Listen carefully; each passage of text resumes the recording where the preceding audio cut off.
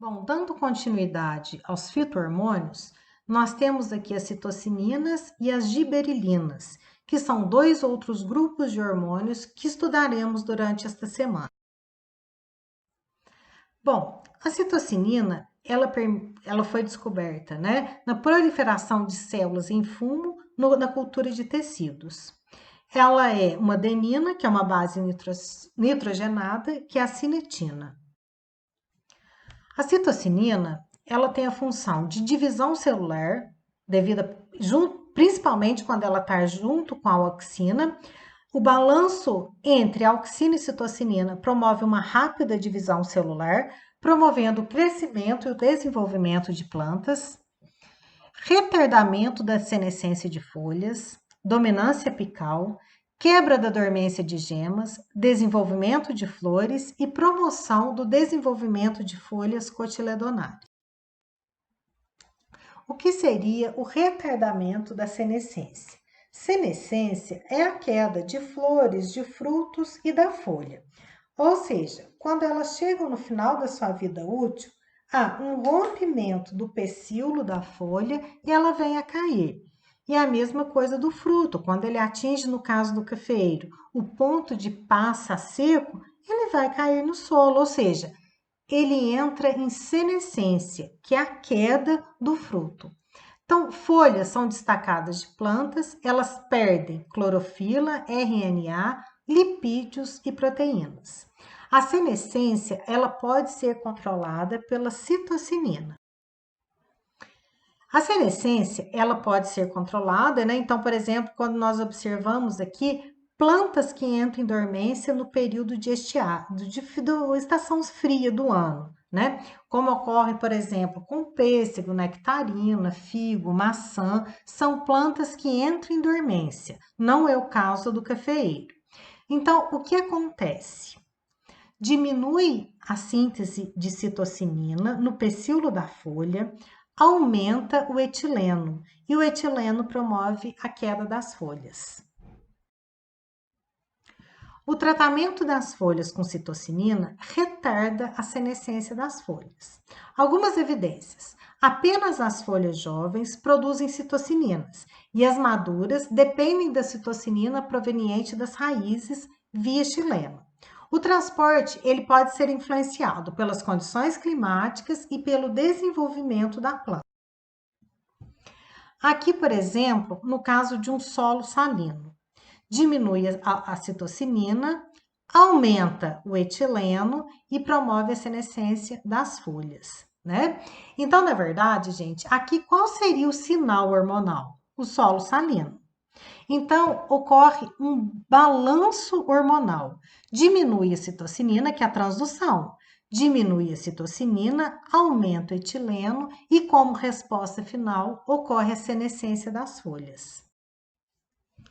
Aqui, em relação ao estresse hídrico. Então, aqui, uma simulação das figuras A, B, C e D. Aqui já na D, com aí uma baixa disponibilidade de água.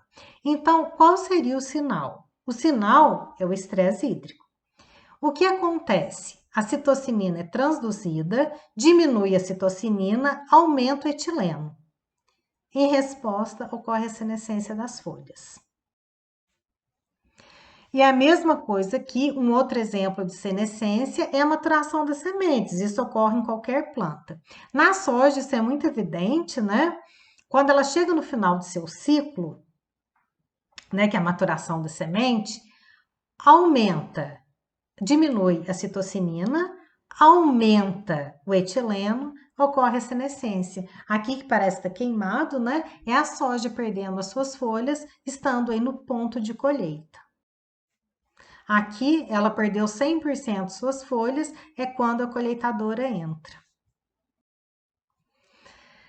Bom, é também, junto com a auxina, responsável pela dominância apical. Então, as citocininas, elas favorecem o crescimento das gemas laterais. Então, quando tira o ápice da planta, ou seja, quando quebra a dominância apical, há uma tendência de crescimento dos ramos plagiotrópicos. Um exemplo é a aplicação direta de citocininas em gemas axilares. Ela estimula a divisão celular e o crescimento da gema. Bom, na maturação dos cloroplastos, é outra função que ela apresenta. Então, as plântulas crescendo no escuro, elas ficam estioladas, o hipocótilo e o entrinó muito alongados, porque elas vão em busca de luz, né? Por isso que ela estiola. Estiolamento é o crescimento exagerado. Os cotilédones e as folhas não expandidos e os cloroplastos não ficam maduros. Então, o que que acontece? Os proplastídeos, eles amadurecem em estiloplastos, em carotenoides. A planta fica amarelada. Então, aquela planta que cresce no escuro, não há o amadurecimento dos cloroplastos. Aqui nós podemos observar uma planta de milho crescendo no escuro e a outra crescendo na presença de luz, né? Então, esse amarelecimento aqui é porque não houve o amadurecimento dos cloroplastos. No entanto, quando as plantas elas crescem na luz, os proplastídeos, eles amadurecem em cloroplastos, em clorofila, onde ocorre a fotossíntese. Aqui nós podemos observar, né, uma planta que cresceu aqui no escuro, ela estiolou e as folhas permaneceram pouco expandidas e amareladas, porque não houve o amadurecimento dos cloroplastos. Já uma planta que cresceu à luz, né? Ela é uma planta normal, com menor, né? Porque ela não estiolou e com as folhas totalmente expandidas e com uma coloração bem verde. Por quê? Houve o amadurecimento dos cloroplastos. Então, quando se faz o tratamento com citocininas em plantas antes de serem iluminadas, formam cloroplastos com alta capacidade fotossintética, ou seja, plantas que germinam no escuro e na presença de citocinina desenvolvem características de plântulas de luz. Por quê? Porque ela promove o amadurecimento dos cloroplastos. Qual é o local de síntese de citocinina? Nos meristemas apicais radiculares, nas sementes em formação e nas folhas jovens. O transporte da raiz para a parte aérea é via xilema. E por quê? Quando se faz um corte da parte aérea próxima à superfície do solo, a seiva do xilema pode continuar fluindo. O exudado, ou seja, o que forma ali, a substância química que forma ali no xilema, contém citocininas. Num solo úmido, o fluxo do xilema na região cortada pode continuar por alguns dias. E fatores ambientais afetam o funcionamento da raiz, como, por exemplo, estresse hídrico e salinidade, que reduz o conteúdo de citocininas no exudado.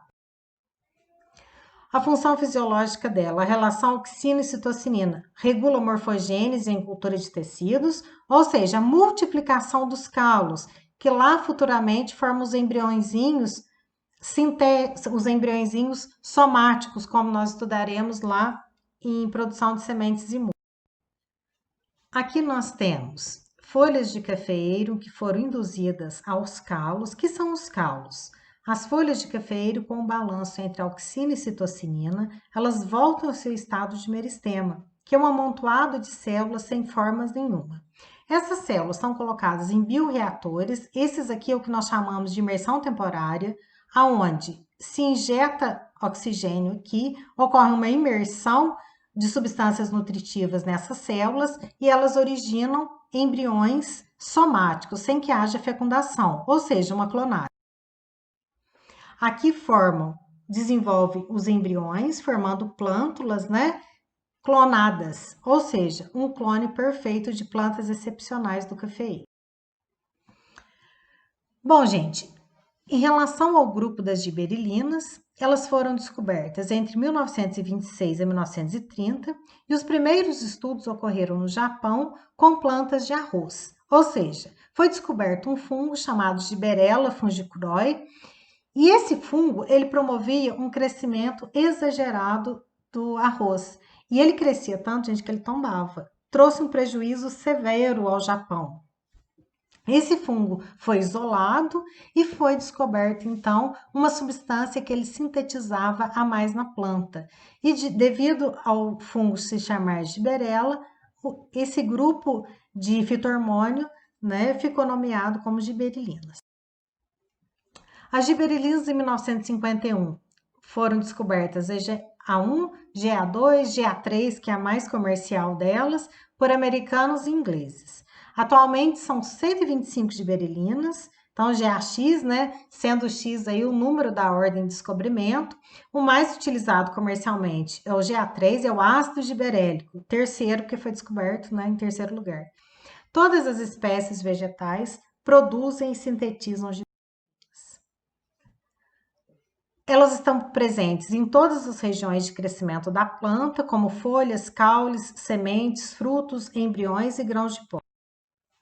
As giberelinas, elas são sintetizadas na parte aérea e elas podem ser transportadas para outros órgãos da planta via floema. As giberelinas, elas têm sido identificadas também em exudados do xilema e extratos de raízes, sugerindo que as raízes também podem sintetizar os ácidos giberélicos. Não há evidências conclusivas sobre a síntese de giberelinas em raízes. Então, aqui elas são geralmente distribuídas via floema, né, pela planta como um todo. A ação das giberelinas é o alongamento das células, né, usados demais na horticultura para obtenção de plantas com folhas maiores e mais largas.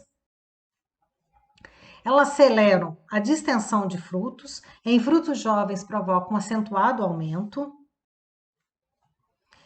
Nas sementes, a germinação de sementes, então o que ela faz? Ela ativa o crescimento do embrião. Então, qual é o sinal que a semente do cafeeiro, por exemplo, recebe? A absorção de água.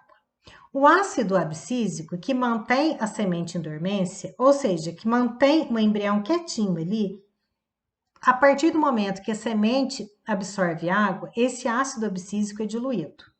Diminui o ácido abscísico, aumenta a síntese de giberelina. Em resposta, ocorre a quebra de dormência e início da germinação das sementes. Então, é um fito-hormônio ligado diretamente à germinação das sementes de uma maneira geral, inclusive a do cafeeiro.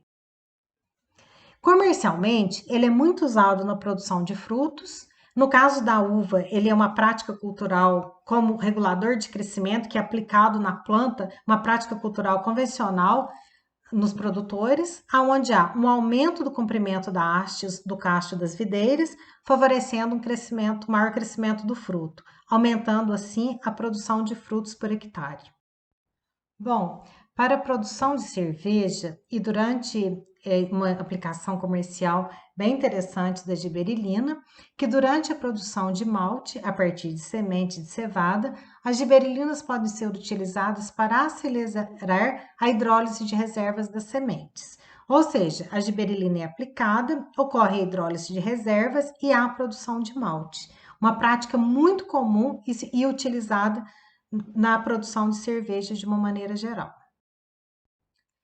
Na cana-de-açúcar, a sacarose é armazenada nas células do parênquima do caule e a aplicação de giberelina estimula o alongamento dos entrinós, resultando na maior produção de biomassa e maior acúmulo de sacarose.